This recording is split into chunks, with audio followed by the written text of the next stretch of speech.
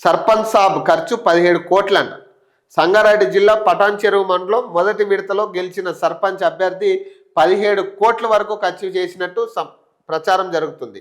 సదరు అభ్యర్థి గ్రామంలో ఒక ఓటు మూడు విడతల్లో 40,000 చప్పున పంచాడని సమాచారం. కొందరు మహిళా ఓట్లకు వెండి గ్లాసులు, చిన్నపాటి బంగారు నగలు కూడా పంపిణీ చేశారని సమాచారం. 780 గృహాలున్న ఆ గ్రామంలో ఓటర్లకు ఖరీదైన మద్యం పంపిణీ చేయడంతో మద్యానికే 4 కోట్లు ఖర్చు అయినట్లు చెప్పుకుంటున్నారు. 8 రోజులు ఎన్నికల ప్రచారంలో ఓటర్లకు పెట్టిన భోజనాల ఖర్చే కోటి వరకు అయిందంట.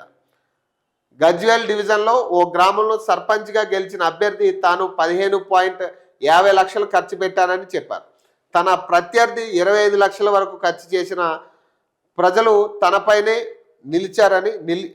నిలిచారని పేర్కొన్నారు. మరోవైపు గద్వాల్ జిల్లాను గ్రామంలో గెలిచిన అభ్యర్థి ఓడితే పరుగు పోతుందని ఆలోచనతో 18 లక్షలు ఖర్చు చేసినట్లు చెప్పాడు. ఇది చూస్తుంటే రాజకీయంపై విరక్తి కలుగుతుందని వాపోయాడట. చూడు 17 కోట్లంట.